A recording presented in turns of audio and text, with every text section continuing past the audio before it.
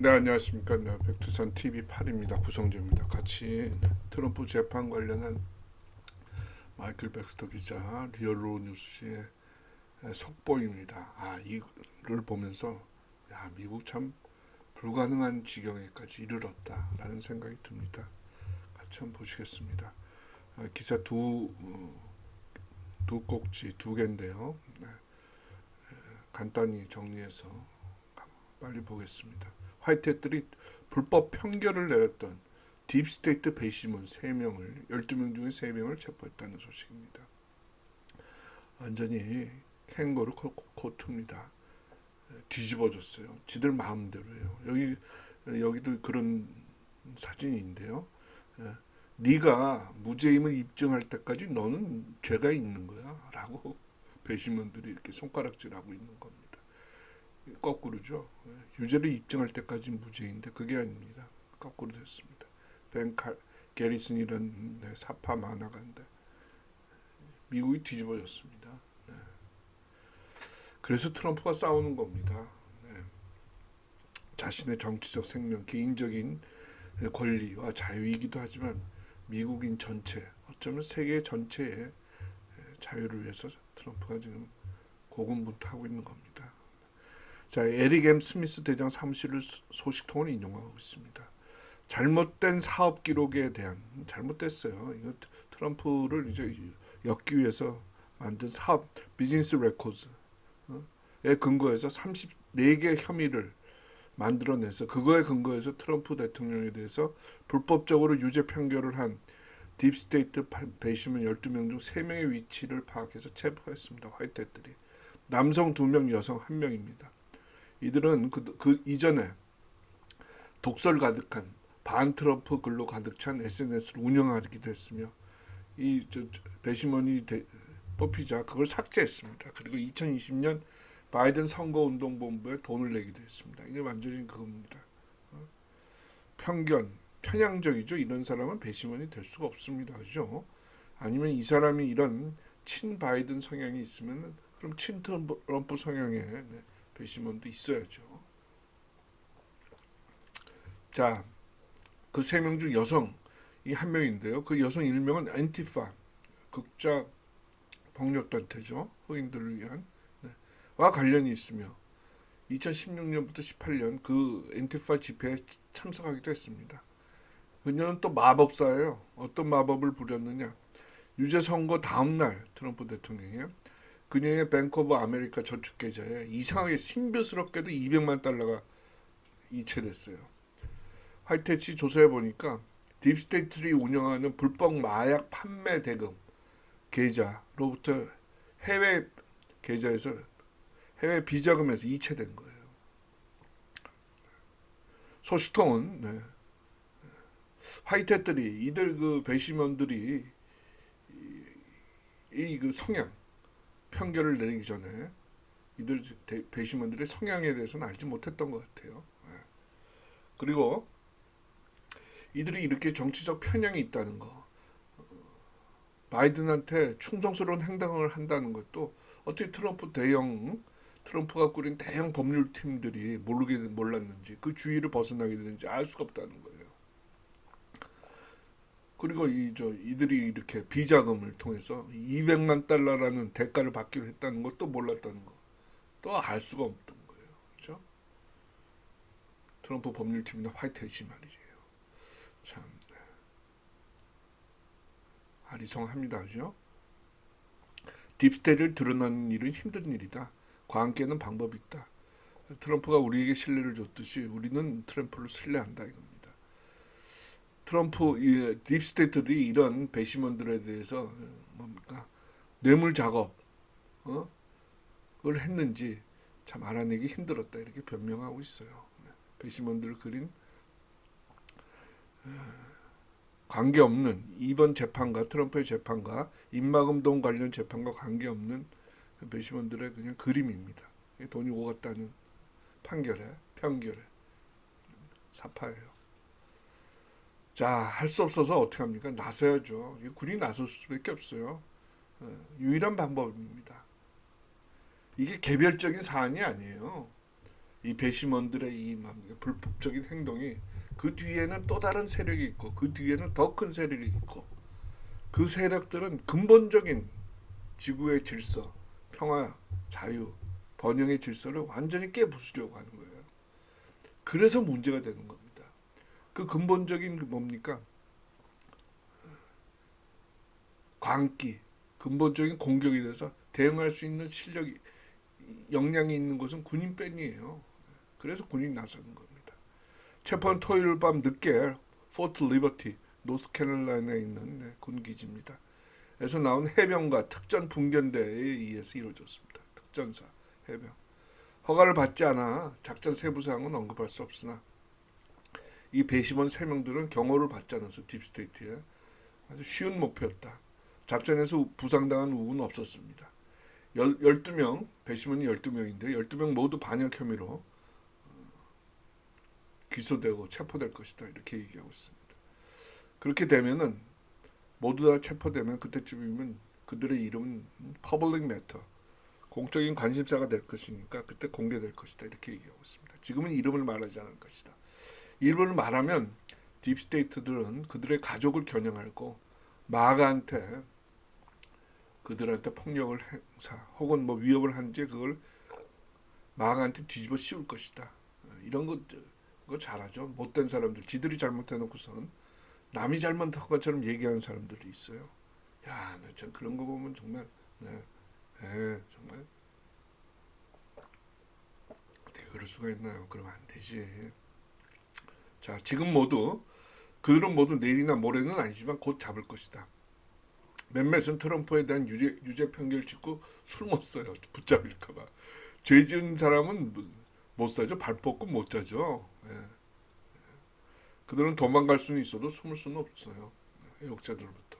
언젠가는 잡힙니다. 배심원이 사라진 것은 후안 머찬 카발입니다. 이 사람도 악마예요. 판사가. 머찬 판사가 7월 10일 더 가혹한 선고를 내리도록 자극할 수 있어서 화이트햇이 즉각 행동할 수 있겠느냐 이렇게 물어봤어요.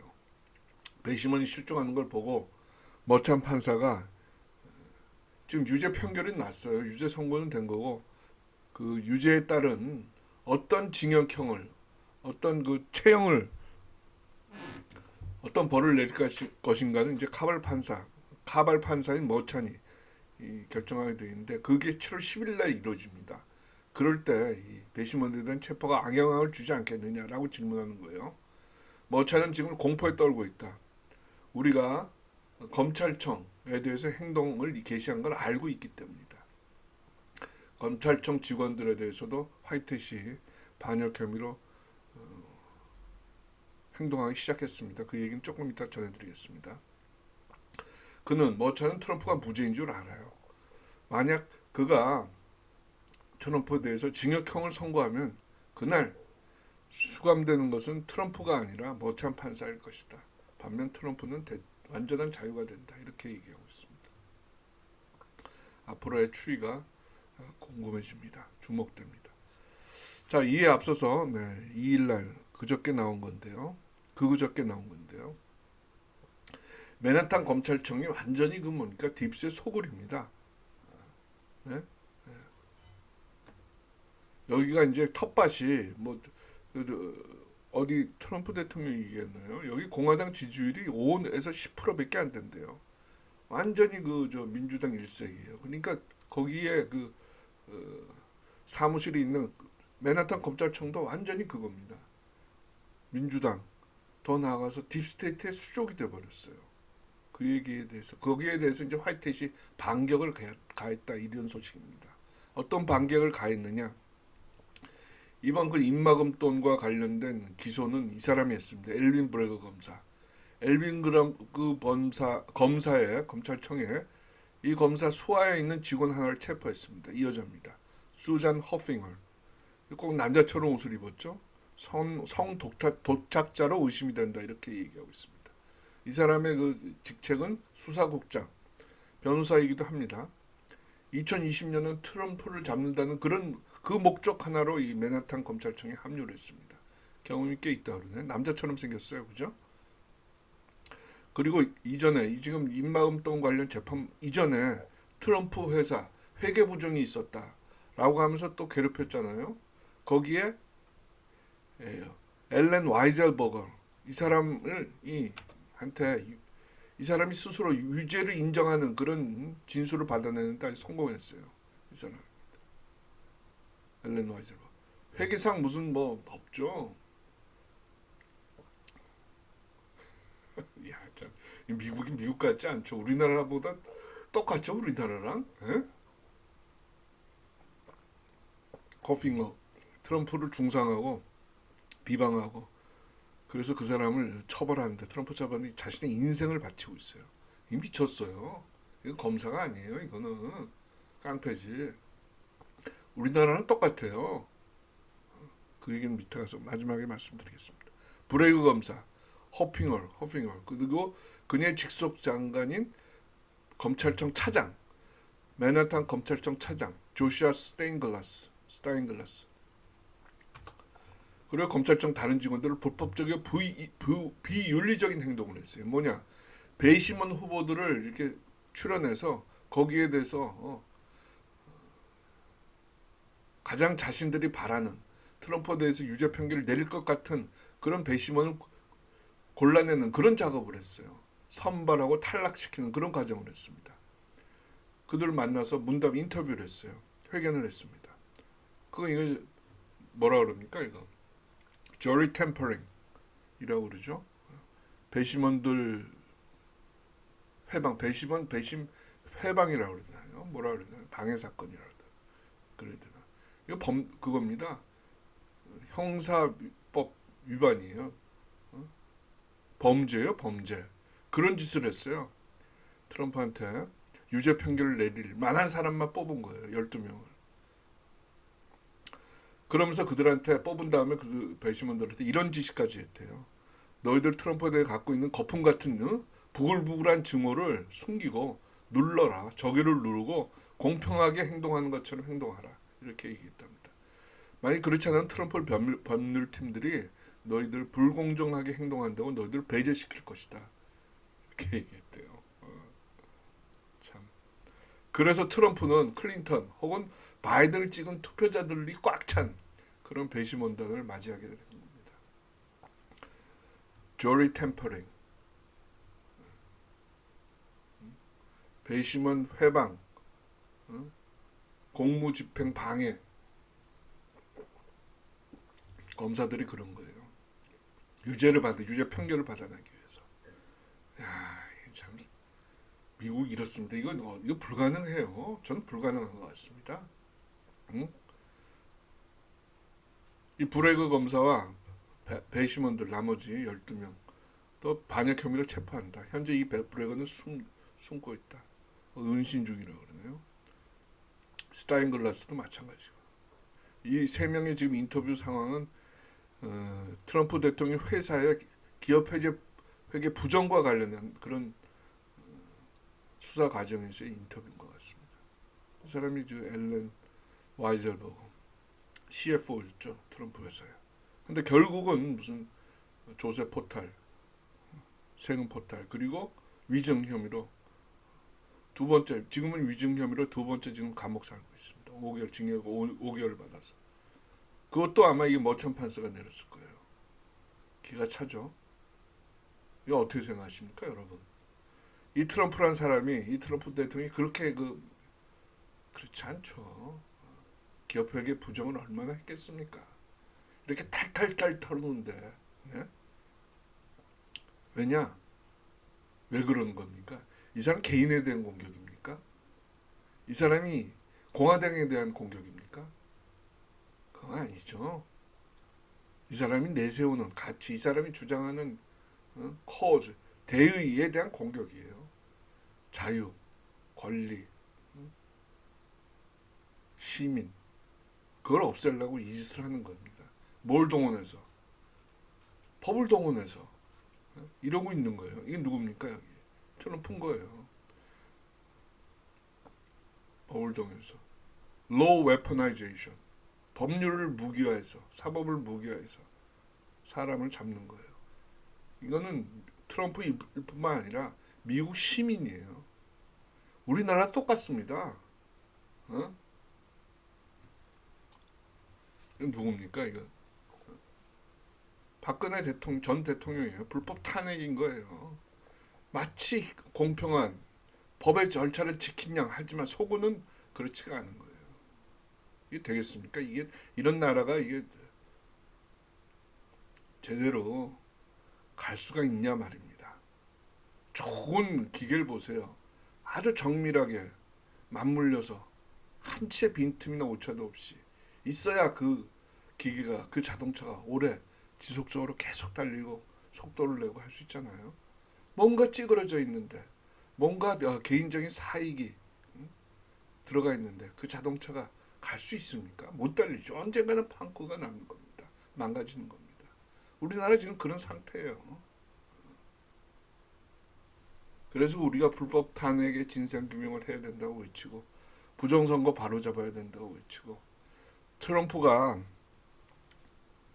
반드시 지난 2020년 불법 대선 바로잡아야 된다고 외치는 겁니다. 정신 차려야 됩니다. 근데 우리나라 사람들 그렇지 않잖아요. 눈앞의 이익에 급급하고 그것도 불법적인 이익에 급급하고 사연, 개인적인 인연에 집착하고 망하는 겁니다. 망하고 있어요.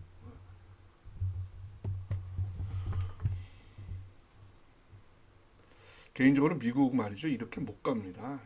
이런 방식으로 어떤 정치적인 정치적인 소화 과정, 정치적인 청소를 통해서 해결할 수 있는 수준의 그런 부패 불법 정도가 아닙니다. 안타깝습니다. 미친 사람들 아닙니까 이거? 이 사람들이 뭘 원해서 이렇게 이러고 있습니까 이거? 광기입니다. 광기도 아니에요. 돌았어요. 미쳤습니다. 여기 이거 언론도 마찬가지고요. 큰일이 났습니다. 유일한 방법 군인이 나서는 수밖에 없습니다. 착각하면 안 됩니다. 네. 백두산 TV 판입니다. 많이 구독, 좋아요, 공유, 알림 부탁드리겠습니다. 다음 시간에 뵙겠습니다. 네, 고성재였습니다. 감사합니다.